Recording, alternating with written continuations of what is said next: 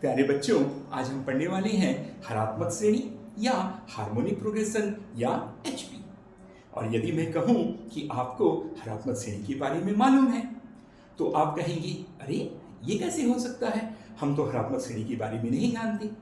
किंतु यदि आपको समांतर श्रेणी मालूम है, एपी या अरिथमेटिक प्रोग्रेशन मालूम है, तो आपको हरात्मक श्रेणी को समझने में कोई दिक्कत नहीं होगी, क्योंकि हरात्मक श्रेणी को हम समांतर श्रेणी में बदल सकते हैं और समांतर श्रेणी को हम हरात्मक श्रेणी में बदल सकते हैं। दोनों एक दूसरे में रूपांतरित हो सकते हैं। आप कहेंगे कैसे?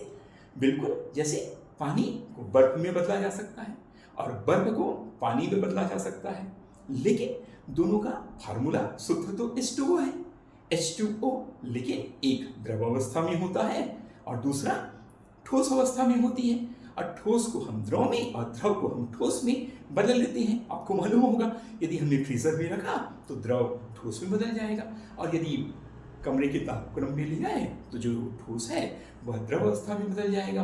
तो ऐसा ही रूपांतरण यहाँ पर समांतर श्रेणी और हरात्मक श्रेणी में होता है। बस कुछ शर्तों का आपको ध्यान में रखना पड़ता है। मैंने काफ़ी इस पर समांतर श्रेणी पर वीडियो अपलोड किए हुए हैं, आप उनका अवलोकन कर दीजिएगा और चैनल को सब्सक्राइब जरूर कीजिएगा, ठीक है। तो अब हम देखते हैं कि हरात्मक श्रेणी क्या होता है। इसके लिए मैं आपको समांतर श्रेणी से शुरू करता हूँ। समांतर श्रेणी जैसा कि हम उदाहरण से देखते हैं, 1 2 3 4 5 6, यह अनंत पदों तक जा सकता है या n पदों तक जा सकता है, और n कितनी भी बड़ी संख्या हो सकती है, यानी ये काफी बड़ी श्रेणी भी हो सकती है, छोटी श्रेणी भी हो सकती है, या अनंत श्रेणी भी हो सकती है।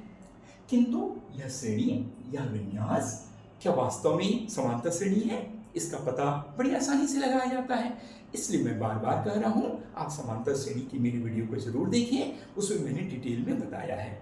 और एक बार आप समांतर श्रेणी को देख लिए तो यह प्रथम पद है 1, फिर हम क्या करते हैं, द्वितीय पद या कोई भी पद लेते हैं और पूर्व पद से माइनस कर देते हैं, तो हमें मिल जाता है सर्वांतर या कॉमन डिफरेंस 1। हमने 3 को लिया, पूर्व पद से माइनस कर दिया, 1 मिला।